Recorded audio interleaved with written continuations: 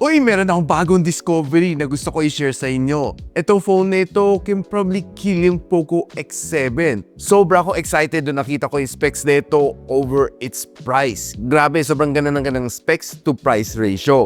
And this is the Motorola G100 Pro 5G. Tara, pausapan natin, explore natin itong phone na ito.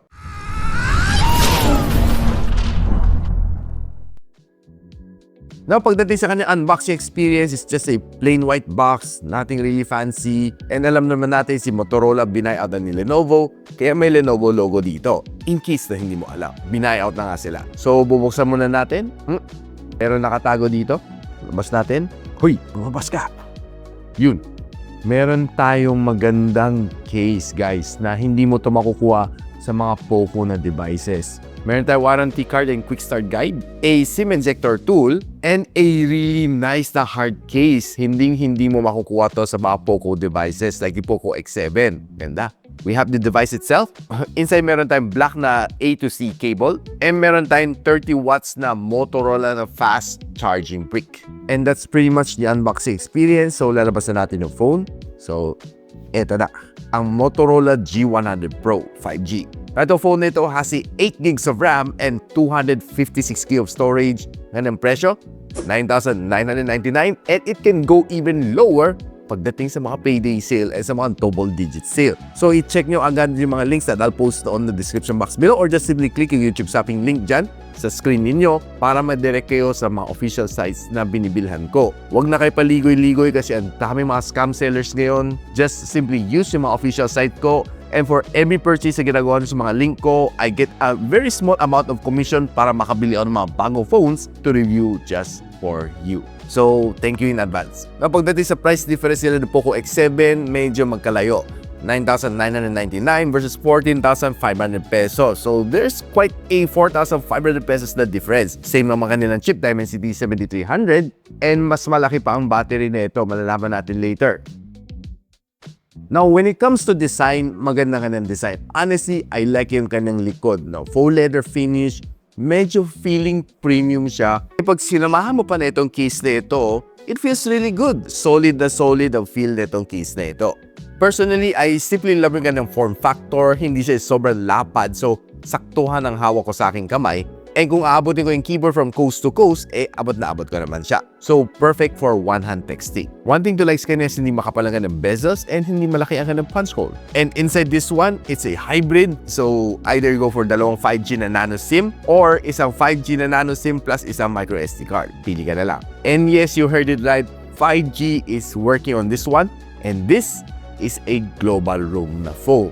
So wala ka problema pagdating sa Google Play Store. And bago ko pa makalimutan guys, no, this one is also a tough phone with a IP68, IP69 that's a water resistant with a military standard na 810H na protection. So probably this is not far from yung mga Honor X9D na pwede mo pupukin. Pero of course, huwag mo pupukin kasi mabuvoid lang yung warranty. But overall, I would say this is also a tough phone. Now, itong phone na ito is currently running Android 15 with a Motorola na Hello UI na global roam. Okay naman siya, smooth naman ang experience dito, wala kang mga problema. And I was using this one for more than a week dito sa aking channel, and honestly, I was quite amazed and blown away dito sa phone na ito. With that price point, normally won't get it this good, pero dito kay Motorola, I was really shocked sa kanyang presyo. I just hope na bumalik sa Motorola here in the Philippines. So, sad to say, umalis na sila. Daily usage, video editing dito sa phone na ito, I don't find any problem dito. Gumamit ako ng CapCut, gumamit ako ng Gemini AI, gumamit ako ng mga ChatGPT. Okay, kaya naman na yung handle. Nung niran ko naman test dito sa Antutu Benchmark version 11, nakakuha tayo ng near 900,000 points, which is for me pretty solid for its price point. Now, if you want to know more about the mga benchmark na ginawa natin na iba, ito, pakita ko muna sa inyo. Now, pagdating sa battery, sobra ako natuwa sa kanya. Ang laki! 6,720 mAh sa kanyang battery, supporting up to 30 watts na fast charging. Meanwhile, si Poco X7, 5,100 mAh lang siya. Pero mas malakas ang kanyang charging speed at 45 watts. Now, imagine, no, this one having 1,600 mAh more na battery, talagang di hamak na mas okay, mas pabor sa akin to. mas tatagal ka ng battery, mas makunat siya. And I did try to test yung kanyang kunatness ditong phone na ito. Take note of yung bagong term natin, kunatness. Pretty solid naman ang kanyang battery performance. It was able to last almost 2 days without even charging na hindi kaya gawin ng Poco X7. Where in fact, nung nirun ko ang battery na kunatness test dito on this phone, nakakuha ako ng roughly 15.5 hours na screen on time. Kunat? Kunat. Kung gusto mo makita ang full specs ng Motorola G100 Pro, ito, pakita ko sa inyo. Now, pagdating sa kanyang display, hindi rin kayo tinipid ni Motorola dito. 6.67-inch na FHD Plus na AMOLED display with 120Hz na screen refresh rate. And surprisingly high din ang kanyang brightness at 4,500 nits. Nung nagsa-social media naman dito, well, wala akong naging problema. Basta maganda yung internet connection, nagbabasa lang ako dito ng mga articles, ng mga manga, and scrolling on social media. Di hamak na smooth. Wala akong naging problema.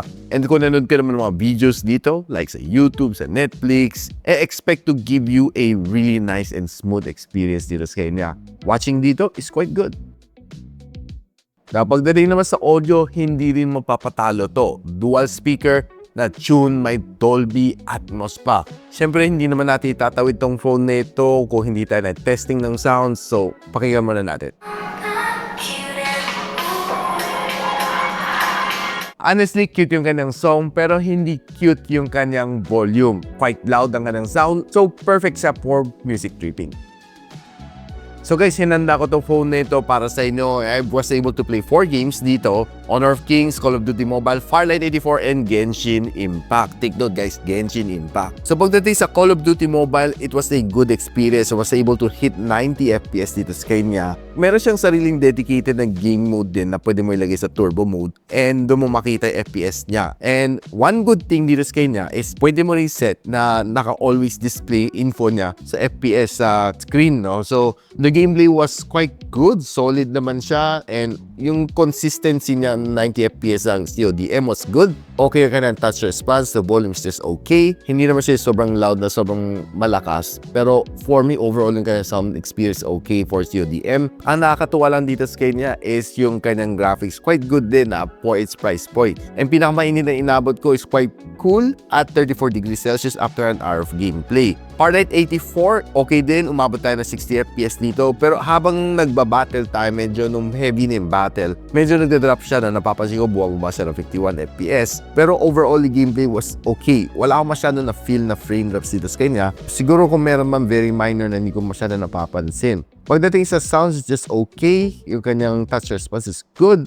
And medyo uminit siya to 41 degrees Celsius after an hour and a half na gameplay. Honor of Kings, smooth din na 60 FPS na nakuha ko dito sa kanya. Overall, the graphics is good. Wala akong naging problema sa kanya. Frame drops halos walang napansin. And the touch response is also good. Quite smooth ang gameplay ko dito sa kanya. Ma-enjoy mo talaga si Honor of Kings dito sa Motorola G100 Pro. And umabot ako ng just 30 degrees Celsius after an hour of gameplay. Sa Genshin Impact, sinet natin sa low graphical settings with a 60 FPS. And surprisingly, umabot tayo ng 60 FPS dito sa kanya. Na nakita ko sa FPS counter niya. Pero pagdating sa mga heavy battles, napapansin ko nagda-drop siya to mga 39, 42, yun ang nakita ko numbers to. Pero on normal average siya, adventure, lagi siya naka 60 FPS na consistent. Pero talaga sa heavy battle mo na mafe-feel na meron siyang slight frame drops dito sa kanya. Pero overall, I would say na playable tong game na ito despite being a low graphical settings. Pero kaya mo ilagay sa 60 FPS. For me, it's not bad already para sa phone na ito.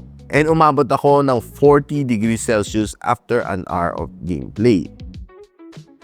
Now, pag-usapan natin ang kanyang camera. Medyo na-surprise ako sa specs sa kanyang camera dahil this one has a 50MP na main camera sensor na Sony LYT600 na main sensor with OIS, guys. Take note. Meron din siya 8MP na ultra-wide lens and ang kanyang harap is a 32MP na selfie camera. Guys, take note. Both front and back can take you 4K and 30fps na video, which is to my surprise. Now, start off natin some photos with mga greens na na-capture natin, mga halaman. So, honestly, I was a bit surprised though. Na maganda naman mga shots dito, no? Except na medyo mas towards the darker shade ng green. And what's quite good naman, no? There are times na parang medyo a little bit oversaturated sa akin for me. But I would say, it's still quite decent naman mga photos dito sa kanya. Pero pagdating sa ibang mga colors, the orange is a little bit pale than what I see using my naked eye. Pero pagdating sa mga details naman, like itong mga alambre, kitang-kita mo naman lahat dito sa kanya. Pero on other colors ng mga plants, like itong mga purple and itong pink na ito, quite color accurate naman siya. Medyo pili lang sa kanya mga mas nagiging saturated, no? Now, if you bring this one indoor low light, it can capture some great na subject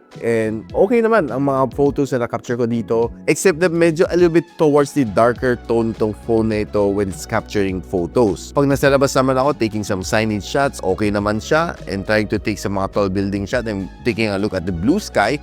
The blue sky is a little bit bluer. And yung mga cloud dito is quite preserved naman. So, I'm quite happy with it.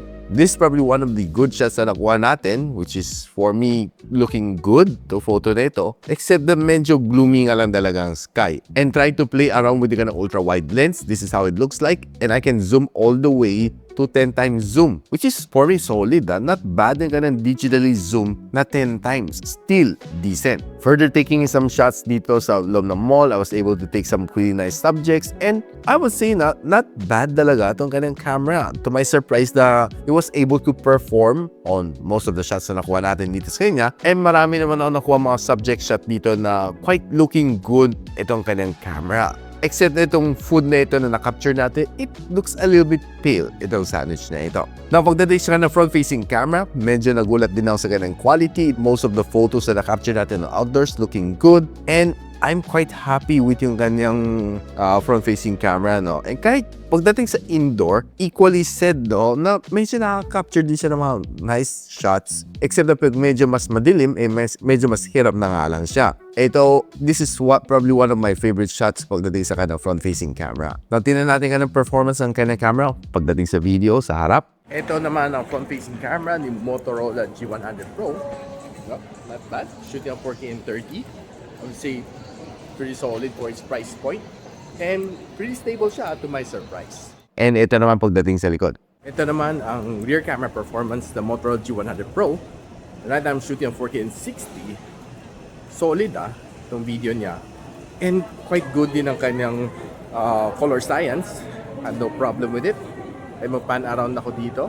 I'd say pretty nice and pretty solid ang camera nito.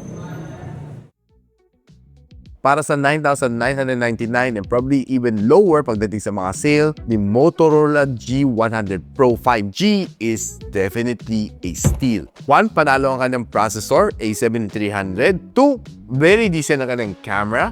3, maganda kanyang display. And 4, this phone is definitely very durable and very tough. Of course, kung kalimutan, 5 yung kanyang 6,700 na battery. Ang laki. Now, with all of those things said, I would tell you na this is probably a steal sa 2026 kung makabili ka nito phone na ito. And probably I'll be vouching this one over sa Poco X7, which is mas mahal na 4,500. And good thing is that global roam din to phone na ito. Now, I'm pretty sure na interested ka and I'll be posting the link on the description kung saan mo siya pwede mabili. Or just simply click yung YouTube shopping link na biglang ilitaw sa inyong screen para hindi na kayo mahirapan na maghanap kung saan ba. At bago kayo ma-scam. Now, of course, ina-encourage ko kayo to like, subscribe dito sa aking channel so you don't miss out mga good reviews and mga rare phones like this one here sa aking channel. So, paano yan? Hanggang dito muna ako and I'll see you on my next video. Peace out. And so, ako para si Richmond and you're watching Gadget Sidekick. Like and subscribe to my channel. Don't forget to hit that notification bell. For one of my latest uploads, click the dito. And for one of my popular uploads, click here.